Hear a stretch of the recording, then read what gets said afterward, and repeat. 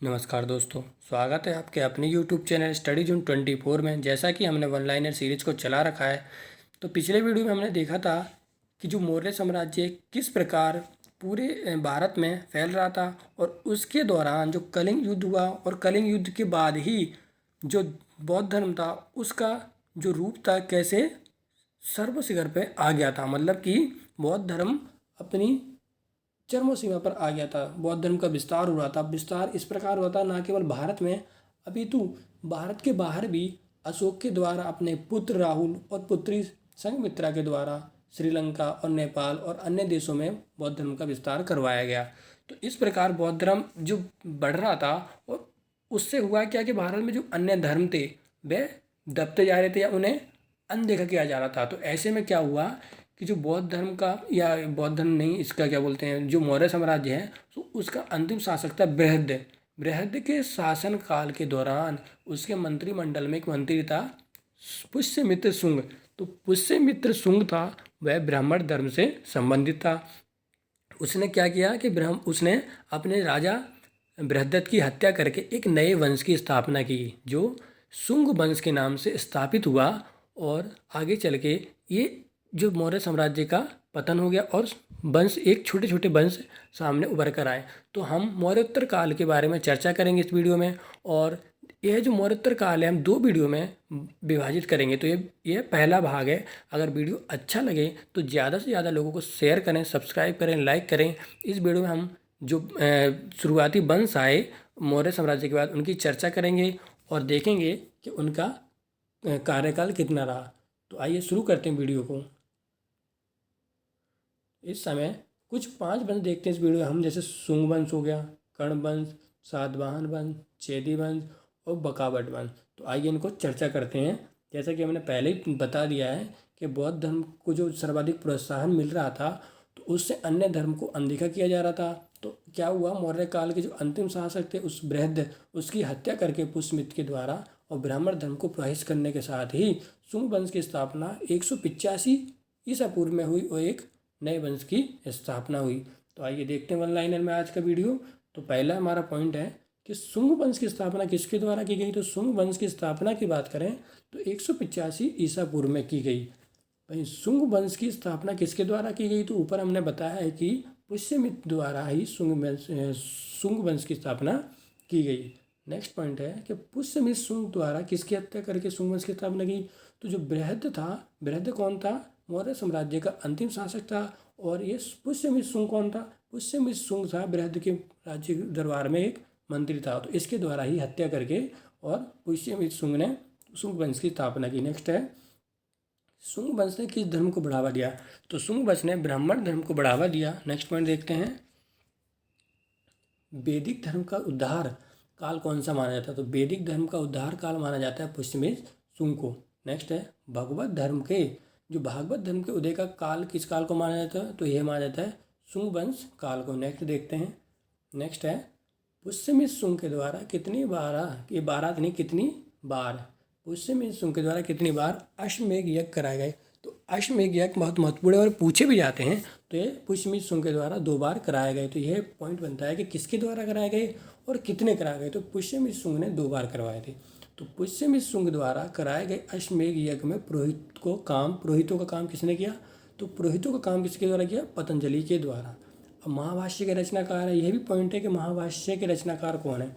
तो महाभाष्य के रचनाकार कौन है, पतंजलि, जो पुष्यमित्र शुंग के पुरोहित भी थे। नेक्स्ट पॉइंट देखते हैं, नेक्स्ट पॉइंट है कि सांची स्तूप में पाषाण वेदी का निर्माण किसके द्वारा करा है। तो ये पाषाण वेदी का क्या है, यानी कि जो स्तूप थे तो उसमें पहले क्या था कि जो चारों तरफ लकड़ियों की रेलिंग मतलब बाउंड्री टाइप बनी थी। तो जो पुष्यमित्र शुंग ने क्या किया, इसके चारों ओर पत्थरों की बाउंड्री बनवाई। तो यही पाषाण वेदी का वेदी का निर्माण कहलाया। नेक्स्ट है मनुस्मृति की रचना का काल क्या है। तो मनुस्मृति है उसका जो रचना का काल है शुंग शासन काल में हुई थी इसकी रचना। नेक्स्ट देखते हैं पुष्यमित्र शुंग का उत्तराधिकारी कौन था। तो पुष्यमित्र शुंग का जो उत्तराधिकारी था पुत्र था वह है अग्निमित्र, शुंग वंश का अंतिम शासक। तो शुंग वंश का अंतिम शासक की बात करें तो है देवभूति। नेक्स्ट पॉइंट है कि देवभूति की हत्या किसने की, विभूति नहीं देवभूति की हत्या किसने की। तो ये की वासुदेव द्वारा। नेक्स्ट जो हमारा वंश आया है, ये छोटे छोटे वंश हैं और इनका शासनकाल भी छोटा है, तो इनसे महत्वपूर्ण प्रश्न नहीं बनते, बस छोटे मोटे आते हैं, तो इनको देख लेते हैं। नेक्स्ट है कर्ण वंश। तो कर्ण वंश की स्थापना किसके द्वारा की गई? तो कर्ण वंश की स्थापना है वासुदेव के द्वारा की गई। कर्ण वंश का अंतिम शासक कौन था? तो कर्ण वंश का अंतिम शासक था सुशर्मन। सुशर्मन की हत्या किसके द्वारा की गई? तो सुशर्मन की हत्या की गई शिमुख के द्वारा। और शिमुख कौन था? तो शिमुख था सुदर्शन का मंत्री। मतलब कि अब देख रहे हैं इस वंश परंपरा में जो छोटे छोटे वंश उभर के आए, तो इनमें जो नया वंश आया ना, उसमें क्या है कि राजा जो राज दरबार में जो मंत्री था उसके द्वारा अपने राजा की हत्या करके ही एक नए वंश की स्थापना हो रही है। नेक्स्ट देखते हैं, नेक्स्ट जो दूसरा वंश आया हुआ है सातवाहन वंश। ये थोड़ा महत्वपूर्ण है और इससे थोड़े से प्रश्न बन जाते हैं, तो इसको देखते हैं कि सातवाहन वंश किस वंश के बाद आया? तो ये कर्ण वंश के बाद आया। सातवाहन वंश की स्थापना किसके द्वारा की गई? तो सातवाहन वंश की स्थापना की गई शिमुख के द्वारा। सातवाहन वंश द्वारा, सातवाहन शासकों द्वारा राजधानी को कहाँ स्थापित किया गया? जो राजधानी थी वो कहाँ स्थापित की गई? तो की गई प्रतिष्ठा।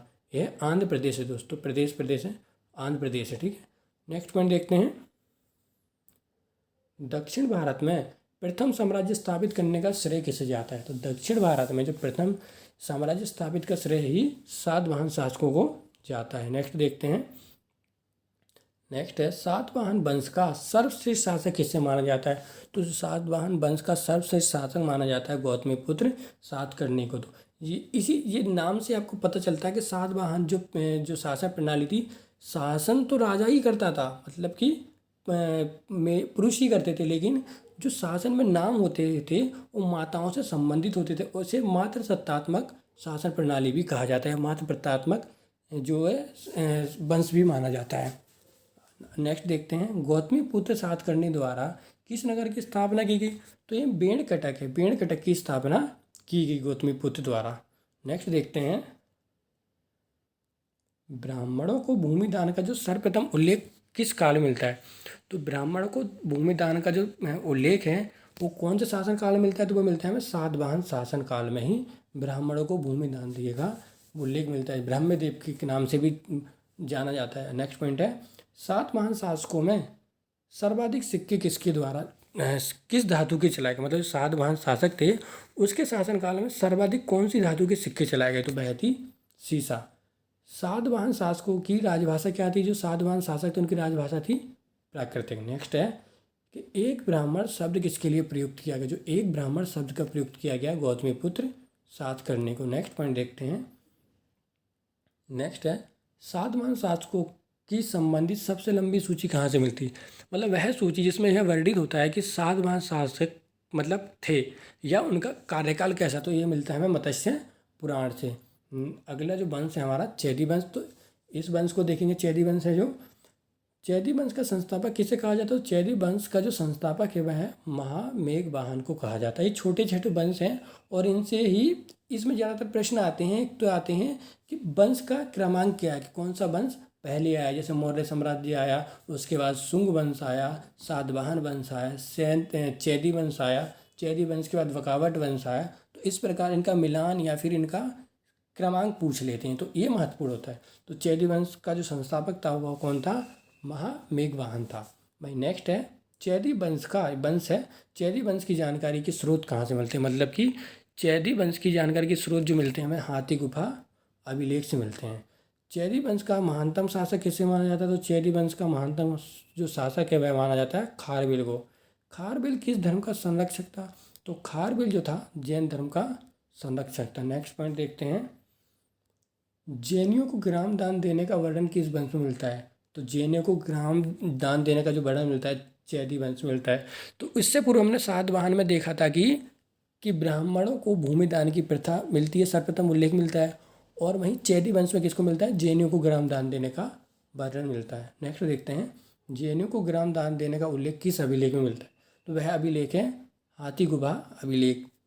खारवेल द्वारा किसको पराजित किया गया? तो खारवेल द्वारा बृहस्पति मित्र को पराजित किया गया। नेक्स्ट देखते हैं, नेक्स्ट बकावट वंश। बकावट वंश वीडियो का अंतिम टॉपिक है और अगला भाग जो हम लेकर आएंगे भाग 2, उसमें चर्चा करेंगे मौर्योत्तर काल की हिंदी यूनानी शासकों की।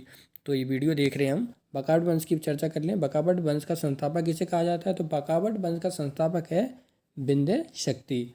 बकावट वंश में राजाओं की महाराजा की उपाधि किसके धारण की गई? तो महाराजा की जो उपाधि किसके द्वारा धारण की गई थी वह है प्रवरसेन प्रथम के द्वारा। प्रवरसेन द्वितीय के द्वारा किस पुस्तक की रचना की? तो प्रवरसेन द्वितीय ने जिस पुस्तक की रचना की वह है सेतुबंध। नेक्स्ट है कि बकावट वंश का अंतिम शासक कौन था? तो बकावट का वंश का अंतिम शासक था पृथ्वीसेन। तो दोस्तों वीडियो अच्छी लगी है तो ज़्यादा से ज़्यादा दोस्तों को शेयर करें, लाइक करें, सब्सक्राइब करना ना भूलें, क्योंकि सब्सक्राइब करोगे तो हम नेक्स्ट वीडियो डालेंगे और सबसे पहले आपके पास आएगी। और इसके साथ ही बेल आइकन प्रेस कर दें ताकि नोटिफिकेशन आपके पास आ जाए जैसे ही हम वीडियो डालें। तो थैंक यू।